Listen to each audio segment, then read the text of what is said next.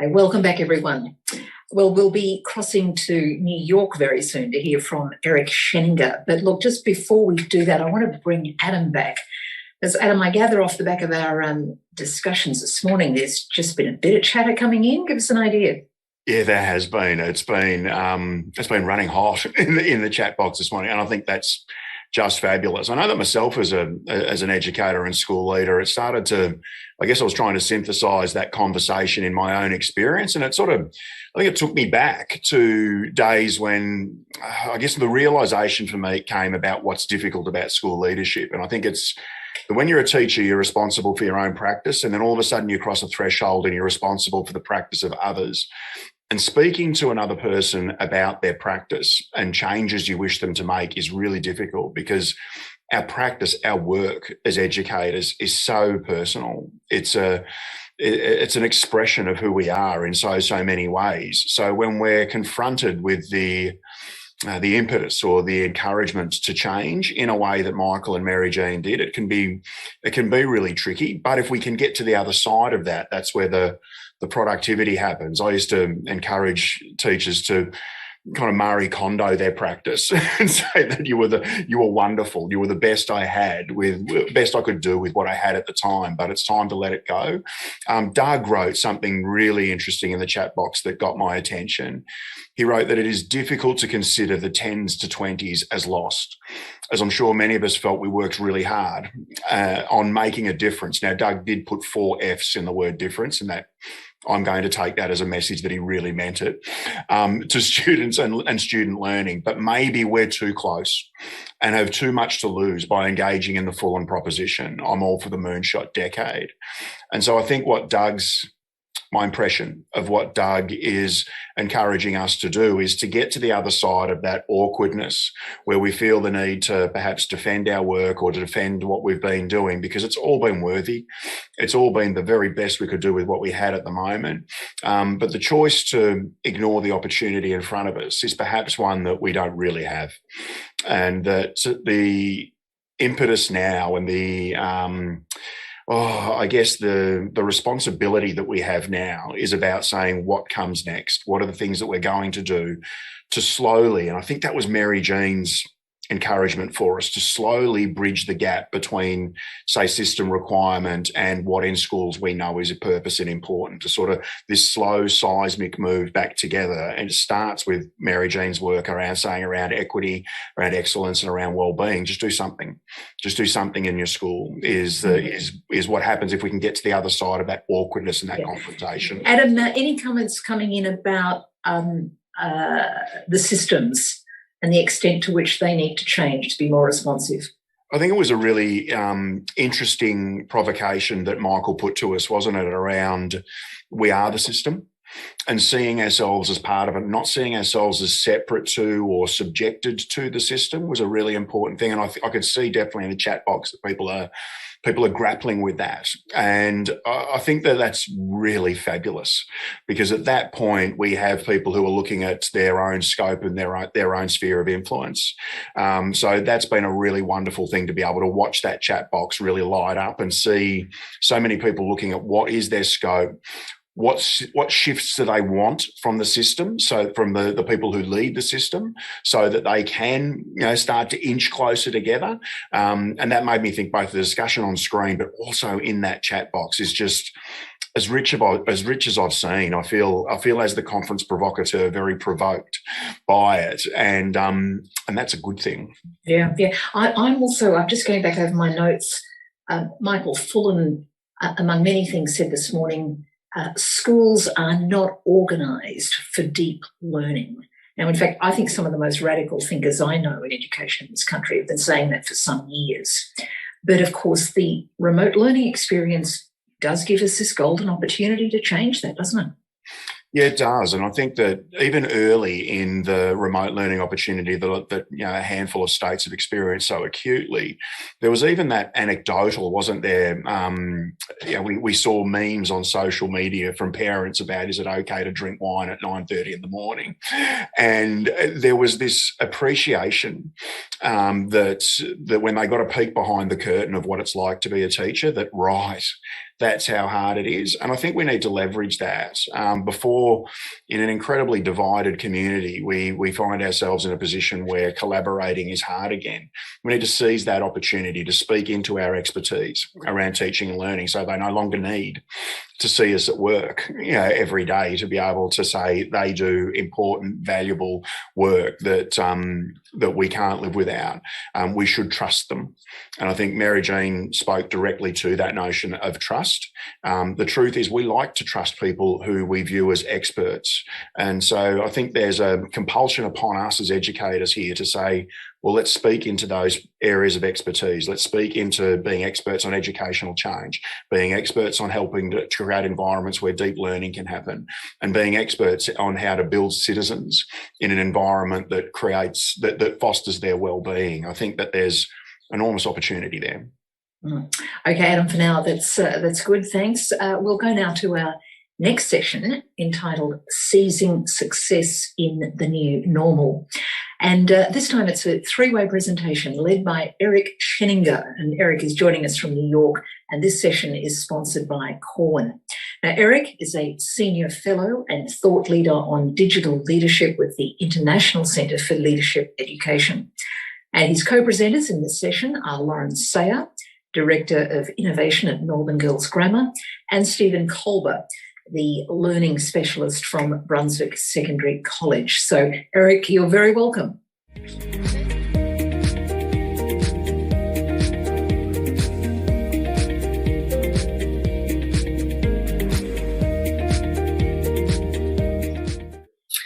All right. I think it's still good morning or maybe good afternoon, everyone. It's about 9 p.m. Eastern here in New York, and I am so excited to be here.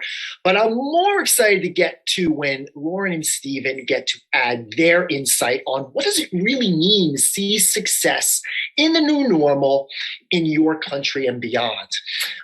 As you heard, my name is Eric, and I'm not going to talk a lot about me, but if you want to connect with me on social media, that's my Twitter handle, but I will tell you, I tweet a lot. And if I tweet too much for you, unfollow me. It's professional, not personal. But we are here to talk about how we see success, but we have to think about our willingness to change. And I will tell you, I was the school leader that was against all of this way before the pandemic. Two things radically shifted my mindset. Number one, a student told me school was like a jail, as I was chasing him through the building because he broke our cell phone policy.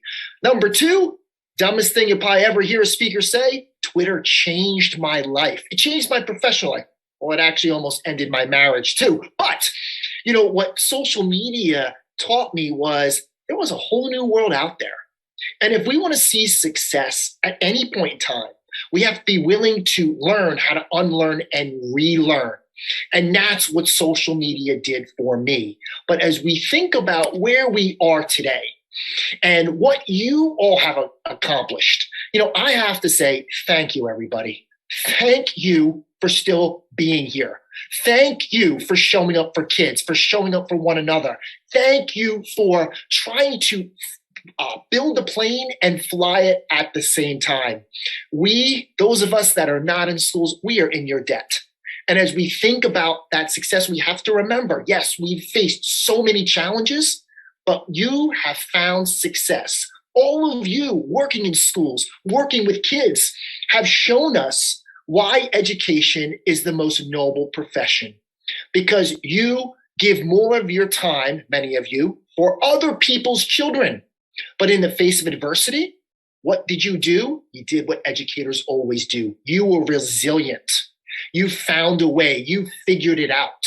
And as we think about that, we are still figuring things out as we grapple with the pandemic. But I want to tell you this. If you are still trying to figure things out, don't worry, everybody, because we all are, just like this guy. Mr. Ponton, I believe you have a filter turned on in the video settings. You might want to take a look. Can you hear me, Judge? I can hear you. I think it's a filter. It is, and I don't know how to remove it. I've got my assistant here. She's trying to, but I'm prepared to go forward with it. I'm here live. I'm not a chat. I can. Everybody, you don't have to have all the answers. You don't have to figure it all out. But to see success in the new normal, we can't dwell on the past. We can't focus on yeah buts. We need to focus more on the what ifs. And as we think about that you've been living in this what if world. And as we think about where we are and where we want to be, success in a new normal relies on your leadership. Yes, vision and purpose are important. People need to know the why. But you know the most important aspect of change leadership? It's that foundation. It's the people who you serve. People can be your staff. It could be your students. It could be your families. But as we think about working this whole element of change, we want to really define that why. We have to develop a strategy. What are the goals, outcomes, success measures that you want together with your staff now and in the future? How will you effectively communicate? What will that professional learning look like? Will it be what the research says gets impact, job embedded, ongoing, has lots of feedback? How will you create environments where risk-taking and autonomy are the norm and people are not fearing failure? So as we think about leadership is not telling people what to do. It's taking them where they need to be. And as we look at your critical role, I want to focus on four areas that we can begin to reflect on our practice to not just see success in the new normal, but really create an experience for kids that's going to prepare them no matter what is thrown their way. So let's focus on how do we lean into learning? And as we think about leaning into learning, we need to realize, why did we become educators? What is our calling? What defines us and our work? Well, it probably was because a teacher or someone else in education impacted you as a student. And we have to remember, as much as kids might sometimes give us haircuts like this, drive us crazy, they are the reason why we do what we do. Every single kid has greatness hidden inside them. It's a job of an educator to help them find and unleash that greatness. And how do we do it? We begin with understanding, yes, we were not prepared for the pandemic. That's not a negative, that's reality. But we can learn lessons to make sure that not only we, but our learners are prepared for whatever comes at them. It's how we future-proof learning for our kids. And as we think about this, it goes back to what we're really adept and trained at doing. How we get our kids to think with scaffolded questions and tasks, focus on authentic application of knowledge to real world problems, making sure that when we are using technology, there is purpose behind it. It's not just, oh, let's just use this tool. Supporting equity and cognitive flexibility through personalization. And finally, as we think about how we future-proof learning, we want to create environments in our classrooms, in our schools, that really look like and feel like the spaces where our kids will thrive in the future. And how do we do it? It's all based on research. Now, I don't have all the research citations here, but when we talk about leaning into learning, we have to go back to what we know works. We don't want to have too much information that results in cognitive overload. We want to teach students to develop that deeper understanding. And that's one thing that I heard from the intro that was being discussed with Michael Fullen is, how do we get deeper learning to be the norm? We want to tap into feelings, to make it personal. We want to use novelty. So that's how the brain is actually more trained to remember things. We want to create cultures where our kids can embrace mistakes, focus on application of learning, not just consumption of information. And we want to promote collaboration. All of these things we know were so vital even now, during the pandemic.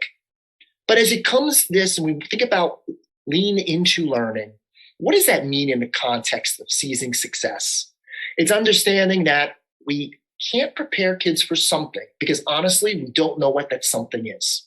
We want to prepare kids for anything. And how do we do that?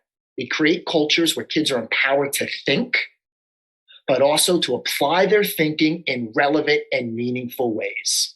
So as we also think about, hey, what have we learned? We've learned that, hey, we need to meet the needs of every single one of our kids. How do we go about doing that? We do that by creating an experience. Experiences shape our learning. We often teach the way we were taught. We lead the way we were led because of the experience.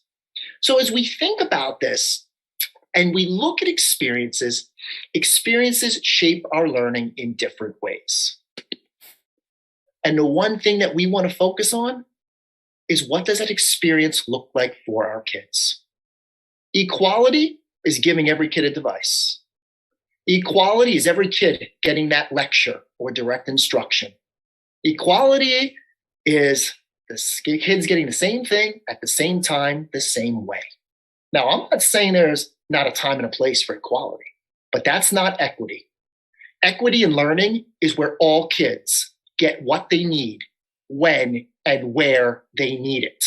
And as we look at this future that you all are crafting, the best way to create an equitable culture for every single learner is to personalize learning. Personalization is not about a tool. It's about a shift from what we teach, what's in the curriculum, what's on the test, a shift from what to who, to emphasize ownership of learning. And we accomplish personalization through high agency practices, voice, where every kid gets involved, choice, where kids have more control over their learning, pace. If learning is the goal, should we really be focused on how long it takes a kid to get to that goal within reason? Place. We learned during the pandemic, and even now, you've seen virtual learning works for many kids. So place could be virtual. It could be flexible seating. It could be outdoors. And we also know that if we put every child or every adult on that same path, we all know we learn differently. So as we think about personalization as a means to promote equitable learning, at the top, it's how do we shift? How do we learn those lessons? Because this was me as a school leader. We gave kids devices, nothing changed. Having all kids on an adaptive learning tool, that's not personalization. How to achieve equity is using strategies such as station rotation, where kids are grouped using data, grouped, regrouped, where teachers provide targeted instruction, choice boards, where kids choose from scaffolded tasks, some of which are interest-based, but where teachers pull kids for one-on-one intensive support, playlists, where kids choose the order, where they can be differentiated, but again, the teacher could pull kids for that needed one-on-one personalized intensive instruction. And the flipped classroom for our older students, where kids can get the content in 10 to 15-minute chunks and then work in class with the teacher. There is only one thing that teachers can control, and that's the time that they have with their kids in the classroom. And we need to think about how we can use that time more effectively. And where do we begin? We focus on being better than before. Now, that's not saying that we were bad before the pandemic, but we've learned so many lessons. And as we think about better than before, lessons are learned every day, everybody. Let's look at a lesson that this football player learned the hard way.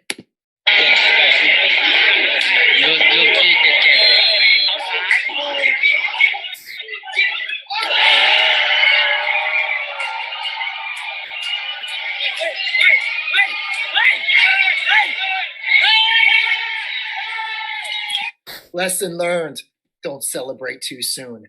You know, another lesson that we learned is we want to move from professional development to professional learning.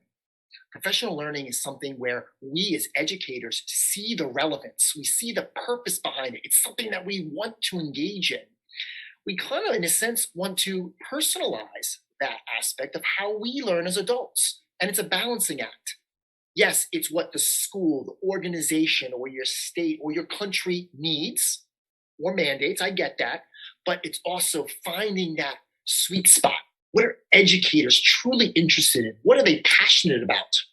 And that begins with you and the choices that you can make as school leaders. And remember, leadership isn't about position, title, or power. Leadership is about action. One action you can take is to jump into the swimming pool. My second slide with that Twitter bird, that was there strategically. I didn't know what I didn't know. When I got on social media and I became first a connected lurker, the blindfold was taken off. I saw that we could be better, that there was no perfection in education, that I could learn participant. Here's the thing, everyone. I don't do social media. Hey, that's your choice. But you're missing out on the immense benefit of learning from our collective intelligence. Here's my secret. Please don't tweet it out. I'm kidding. It's not a secret. There's me. I use social media to connect myself to the smart people. Because what we can do is we don't need to reinvent the wheel. Seizing success in the new normal is about working smarter, not harder, and getting better results. And ultimately, if you're the smartest person in the room, you're in the wrong room. The whole world can be your learning environment, everybody. And as we think about where we are and where we want to be, we need to share the stories. You all work way too hard to let other people control the narrative. And as we think about sharing the stories, it comes down to what we know about leadership. You won't find an effective leader who is not an effective communicator.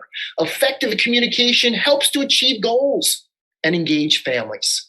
Here's what effective communication looks and feels like. I tell you. What? I'm pregnant. What were you thinking? Why you have to just get another baby? You just have two. So why do you this is exasperating. Exasperating. Amaya. Because you just got two. So You don't- why do you want to why you want to get another baby and just replace one of your babies if there's too much? Oh, baby, we will never replace you and Amaya. You're just going to have another brother or sister that you have to take care of. Well, help take care of. That doesn't make no sense. Oh my goodness, think about those points he made. Think about the eye contact, the body language. Why is communication important? Because if you don't tell your story, someone else will. And if someone else tells your story, it's not going to be the one that you want told. In the animal kingdom, it's eat or be eaten. In the human kingdom, it's define or be defined. You all have earned the right to brag about the incredible work that you and your teachers and your communities have done. You have sacrificed so much. Seizing success in the new normal is about showing people and educating them as to what it can be. Become the storyteller in chief. Be proud of what you have and you continue to do. But remember this, everybody. You can do anything, but you can't do everything. There is strength in acknowledging, I don't know, and I need help. Never, ever, ever be ashamed for trying to get better. And as I segue to my esteemed colleagues, just keep this in mind.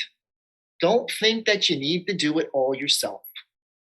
Prioritize the time of your teachers, the standards you're going to focus on, the social emotional learning needs, not just of your students, but of your staff and yourselves. Continue to advance learning and equity in your schools with job-embedded ongoing professional development. And everyone, I have to tell you, our world relies on your work and your dedication. I really, really hope you know and appreciate the impact that you have every single day. Keep showing up, keep caring, and keep showing the world what is possible. because it's in your hands, everybody. And now I'm so excited because I get to stop talking, and I got no problem talking, everybody. But I am excited because now we get to take the context of what I shared, and practitioners from your country get to share their perspective. And what we're going to do is I kind of broke it down by the 4 different sections where Lauren and Steve are going to answer some questions and add their insight in terms of what they've experienced through their lens. So what I'm going to do is I'm going to ask the question, and then I'm going to take a step back. So, Lauren and Steve, as we think about leaning into learning, what has been learned from the last 2 years, and what practices can be retained? But from your angle, what must we discard? The floor is yours. I'll start then. Not a problem, Stephen. I think the first thing I learned is I've led in the digital space for most of my career, and I always knew that digital learning was within everyone, but now it's proven. We all were able to lead digitally when we really had to, and I think that was a really important thing. But the work that we did, and some schools did in, I suppose, being agile years ago and putting in digital coaches that worked with teachers on what does it look like to embed purposeful tools in your classroom, was great work, because we were match ready. We weren't ready, and I agree with Eric in what he said, but we were match fit. We could run out there, and we knew we had it inside us to be able to take that next step. And I think that concept of match fitness is one of the things that we really need to retain, is how can we continue to be match fit all of the time? Because when times get tough, we're really forced to get good. And I think we did that as a profession. We got good really, really quickly because we had to. And I think that it's that agility and those coaches that are there in our networks that are things that we need to retain. That what needs to be discarded, I think a bit of the imposter syndrome. I think in Australia, we're really not great at singing the praises of ourselves. There's the concept of the tall poppy syndrome, and will cut us down. And if I had $1 for every teacher that said to me, I'm just a teacher, I'd cry and I'd be rich. I think are the 2 things in that space. But actually, not just a teacher, you're an awesome teacher every day. And I think we need to discard this, I'm just a teacher. And yeah, Stephen? From what I took from Eric's, like the candor, being your own storyteller is really important, especially throughout. And obviously, Lauren and myself are speaking from a largely Victorian perspective. We feel that teachers, basically, to answer the question, I think the answer that we learned is that the issues that face our system aren't necessarily located within the hearts or the minds of teachers, leaders, education support staff. We've got to think of the early childhood educators and disability educators who worked all throughout without a lockdown, without a break, without consideration in many respects as well. Sort of on the ground, I think what we learned most of all was that online learning is difficult. And teachers, we had a focus on engagement, collaboration, and connection. And I think that's something that we really will take back into schools each time we go back and come back out. The way to be engaging, teaching online often feels like, you're trying to teach a class through a glass window or something, and you sort of have to amp everything up and turn everything up to 11 to get it across. And I think the focus on collaboration online is something that we'll definitely take back. I'm excited by the idea of online staff meetings, online parent-teacher interviews, so that you can get a different cohort of parents to come and engage with teachers. Flexible online learning is something I think that isn't going away. And as we sit here, I enjoyed Adam's comment on, who's wearing shoes at the moment. That's a very grounding concept that I'd be interested, if people were posting Twitter pictures of where they are at the moment, what they're doing. Yesterday, I was enjoying the conference while filling a skip full of concrete. So, that's probably not something I would have been doing in my work boots if we were face-to-face. But, yeah, when it comes to what needs to be discarded, I think basically face-to-face learning is the thing that we keep. It's really important, and it's just refining what we've learned from the past 2 years to infuse that into our face-to-face teaching. Yeah. Awesome. And as I segue to that next question, I'm just going to add one quick comment to what both Lauren and Steve said. When we think about change, where does change actually happen? It's driven by our teachers. They're the ones that take the ideas. Leaders support, they model, they provide feedback. But all the change that happens in the education is the collective results of what our teachers do. So to their point, never say you're just a teacher. And, you guys are doing some great things. I know you probably wasn't expecting this, but, Stephen is doing some amazing work and is being recognized by WISE. I mean, you guys have so much to be proud of in your classrooms, in your schools. And I do hope that you will continue to share.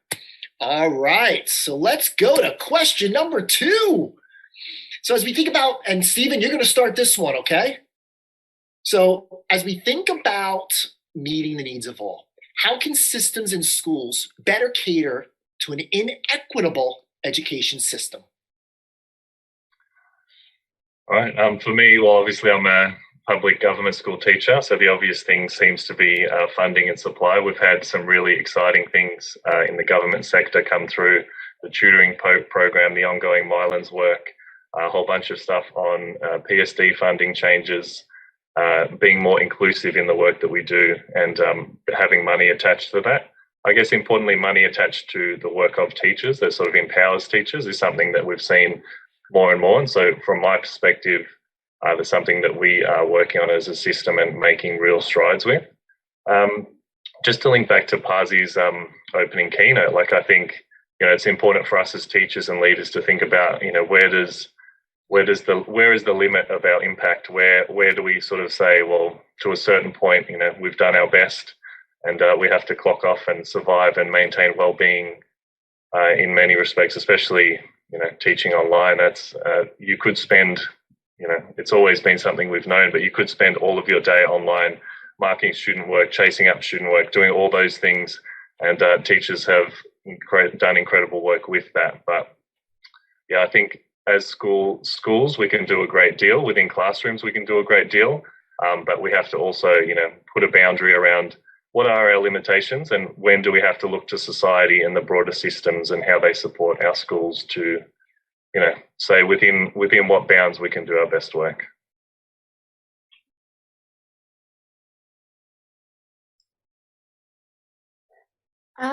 So I think, how can systems and schools better cater to an inequitable education system? I think we started during the pandemic, because what we did was we all got together, and it didn't matter whether Stephen was in the public system and I worked in an independent girls' school, or what we did was we shared what worked, and we started to get together and do that. And I think, Eric, you spoke before, people said people aren't going to help you. They're not mind readers if you don't ask for help. And one of the things that we started to do in this is break that down, and we would ask for different areas. So we'd go, does anyone have a resource on this? And I think all of a sudden everybody got a lot more generous with their work, because it wasn't about my school versus your school, or government versus Catholic or independent. It was about how can we work together to really achieve this goal of improving.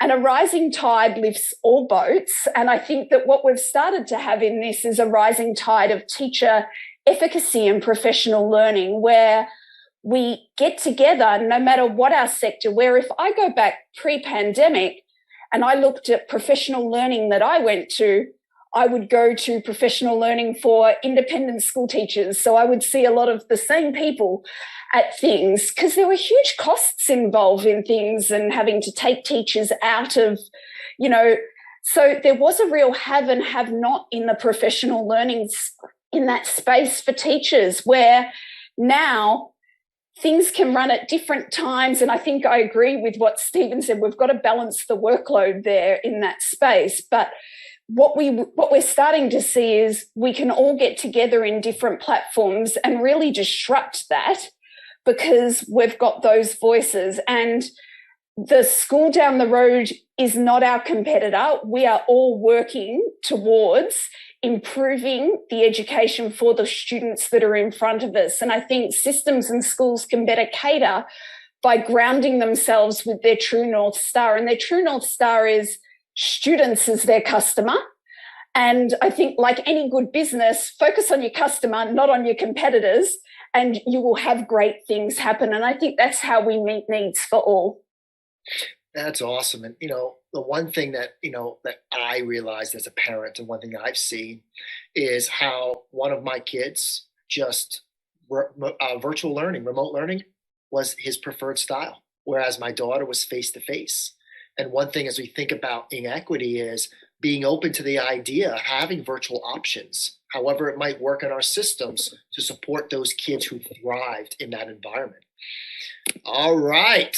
So as we get to our next question, thinking about better than before, how's the professional learning of Australian educators changed? What have been the bright spots of learning practice?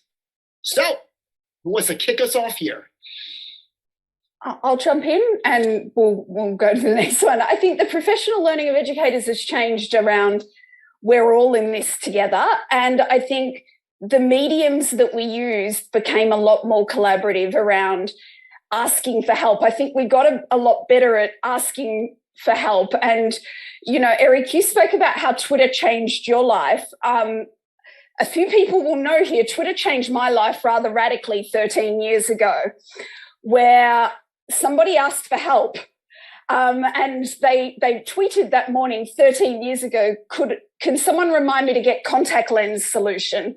Later that afternoon, I responded to that person. That person's my husband now, and we've been married 12 years. And, but it did start with ask for help, and someone came back. And I think that the bright spots of learning practice in this space is we weren't afraid to ask for help in this space, and everybody felt that they could offer their support, and it was a bright spot. And it wasn't you're right and I'm wrong, because it was all new for us. And I think the professional learning for Australian educators is changed where we've seen ourselves as learners again. And I think that's incredibly important, where I think we see ourselves as teachers, and sometimes there's this huge societal expectation for us to always have the answer. And we're always there, and, I know, and evidence will tell us this and evidence will tell us that, where the pandemic threw us into an area where there wasn't an evidence base necessarily around different types of learning. So the bright spots were that we had to become learners again, and we had to go, I'm not too sure, but this is what I'm doing in my classroom today, and it's kind of working for me, so I'll share that. So we lost the ego, I think. Stephen? Yeah, totally. I just think of, a staff PD at our school, and it's sort of traditionally it'd be, people at the front of an auditorium talking. In the online mode, it's sort of much more, here's what I'm doing and here's who it's working for and when it's working for them. And other people jump in and say, well, I have, this context, these students, and this is working for me. And so it's, to me, professional learning that taps into context is the most important thing. If I think of how has it changed, for me personally, a lot of the things that we did previously, like, we used to run teach meets and would have 10 or 20 people show up at our school and do it face to face. And then we had to pivot, to use that horrible phrase, to online. And we went from, 10 to 20 people to 500 to 700 odd people. And you sort of think there was real capacity for that. And we had kind of teachers sharing across, as Lauren said, across industries, areas, countries, all those sort of things. And whereas previously, like the hashtag AussieEd, hashtag EduReading, like, we were just these fringe 1% people on Twitter being like, hey, maybe we should talk about professional learning. During the last 2 years, sort of that was in many respects the main game. And so a lot of space for especially online, I think we talk about context collapse, which is sort of the idea that online, Eric will be tweeting something about his setting and I'll be picturing my setting.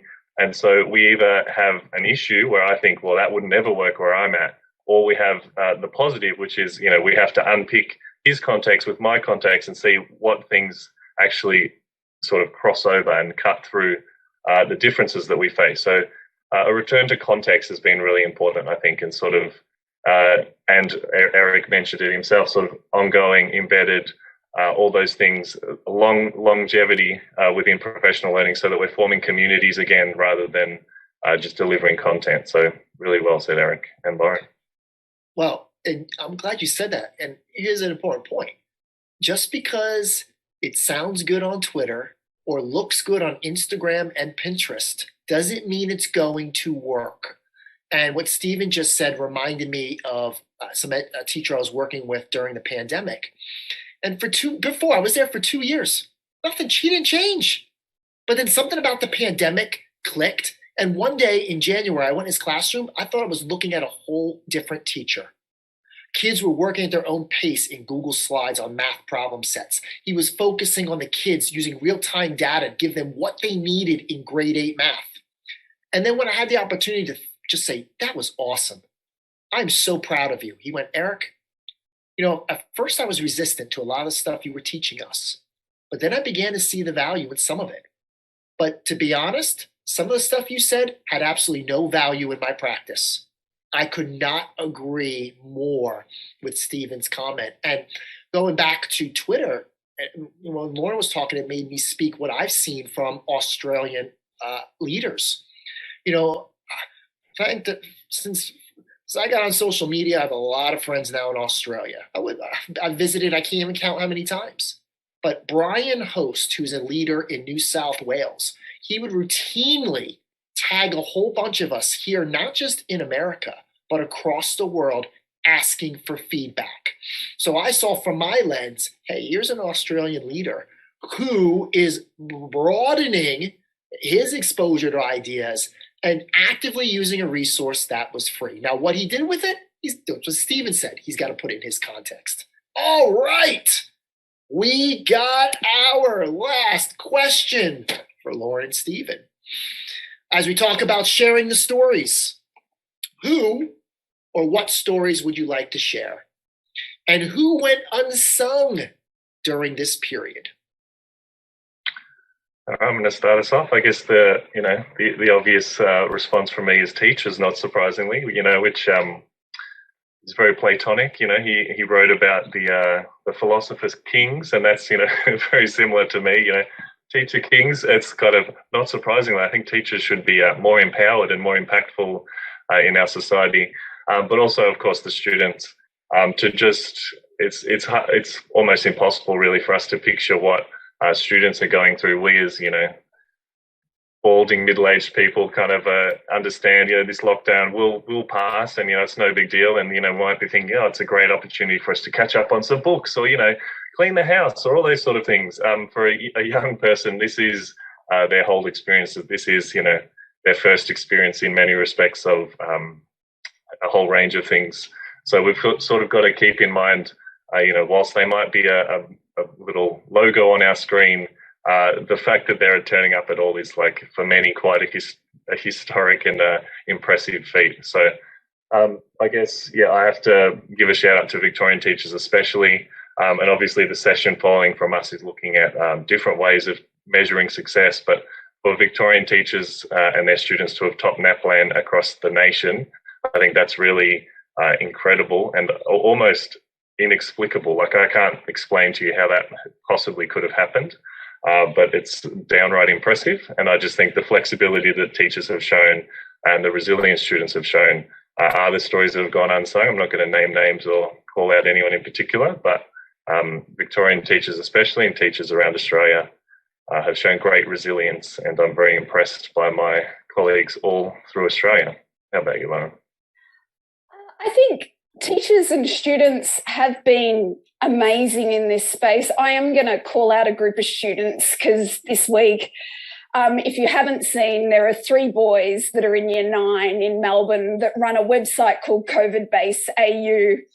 And they're 14 and 15, and they unmasked themselves this week as doing all of this work of creating all of these dashboards that, to be honest, put the federal government dashboards to shame. They're clear, they're concise, and these kids are doing this and balancing their schoolwork every day. They're at a public school here in Melbourne, and I think those kids are the ones that are going to lead in the future. And I think these students that went, I can learn during the pandemic and I can give to the greater good as well, is definitely worth shouting from the rooftops.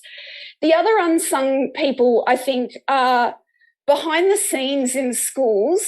There are professional support staff right through that have been working and keeping everybody. I lead an IT team who makes sure that everything works every day, and that, you know, if there's a student that's got a broken laptop, we get that fixed. If there's, you know, and they're there taking phone calls, our receptionists. And I think there's a whole unsung group of people in schools that have been key in this time that's really worth. It takes a village, and schools are a village. And I think our teachers are important and our students are important. And the other people, I think, have been our parents as partners. I don't think we would have topped the country in NAPLAN if we didn't have parents as partners in our education process at the moment.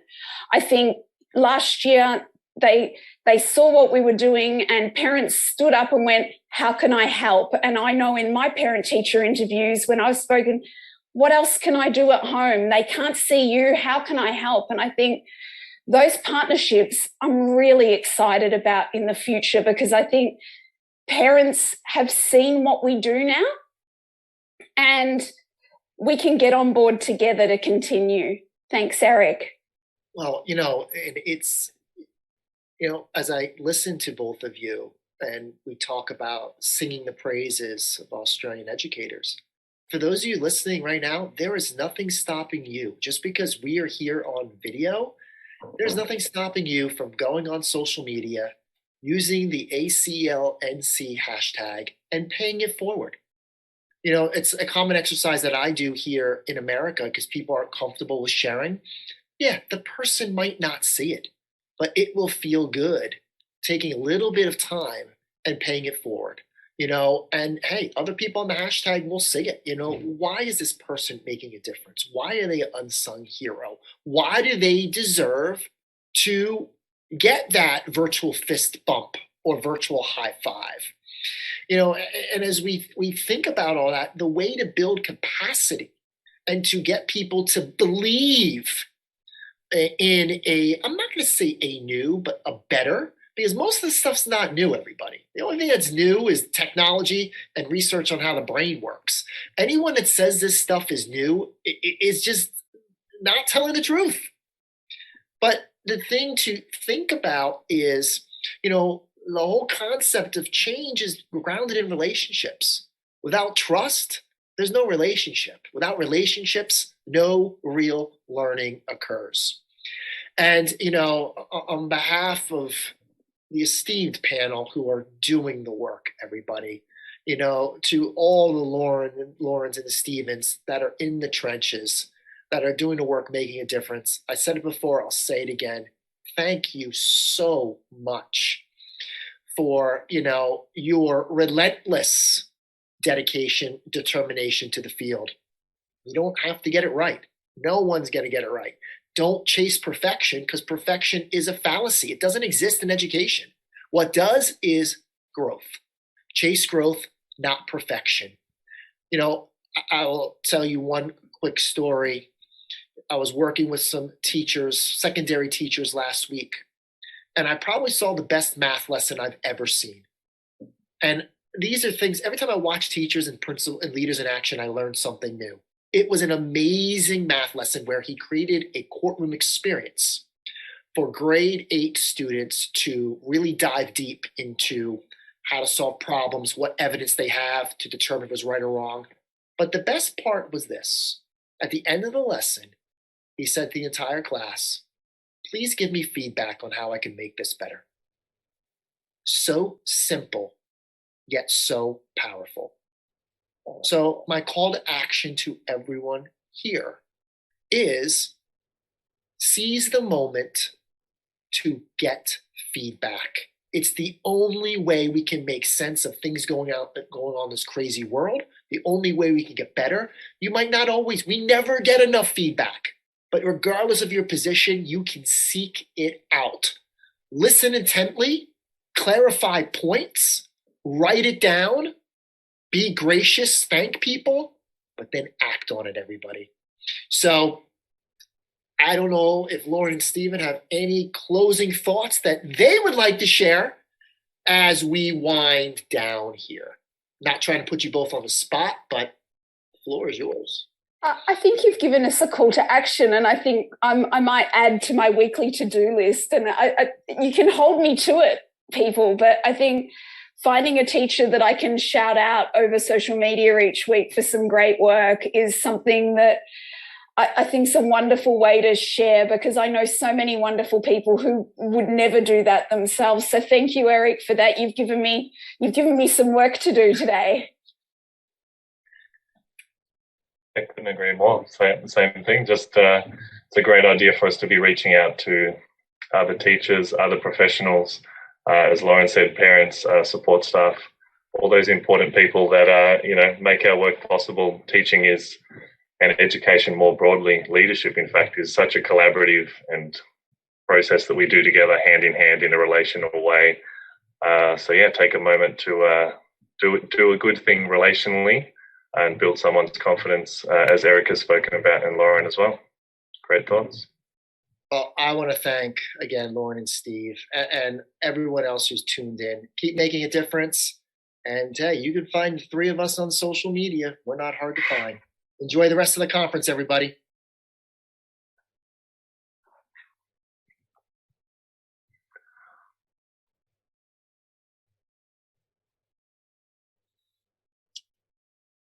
Here we go. Okay. Hear me now? Okay. Eric, thank you so much. We appreciate it. I hope you can go off and have a really nice dinner now in New York, now that you've got it. Oh, going to sleep. Okay. All right. And look, to you, Steve, and to Lauren for your contributions there. Lauren, I love that. I meant to talk this morning about what it is we will do, what are the doing things. And I loved your point about the fact that COVID has really forced a much greater level of generosity about sharing online resources, seeking out, I'm doing this, what are you doing now? We know some of that was going on before, but of course circumstances forced this to a greater level. So really well said. Wouldn't you agree, Adam? I definitely would. And I think that I would love to thank Lauren and Stephen there's almost like a comfort that came for me from what they were, which isn't a very provocative thing to say, by the way. But there's almost a comfort that came from what they were saying. I think even Stephen pointing out that there's so much, sort of conversation around at the moment about as we return, to a more face-to-face model about how it'll never be the same. There'll be a different model. And of course there will be, but on Stephen's advice, we would just infuse. We're not looking to jump off the cliff here and to go from one thing to something completely frightening and different. We're not changing levels here. We're infusing and taking some of the bits and pieces that we've been able to discover and saying, you know what, it'd be no good if we left that behind. Let's bring that along and let's infuse that into a model of face-to-face learning that we know works. I think that's a great comfort from that, and I think when we can do that, we can actually start to do a little bit more of what Lauren's suggesting, which is shouting from the rooftops, cutting the tall poppies, getting rid of that thing and saying we're actually quite good at this thing. And we're so good that we're able to discover new things and continue to tinker with our model. I think they've provided us with a tiny bit of provocation, but more than that, excitement, which is fabulous. Yeah. Thanks again to all of you.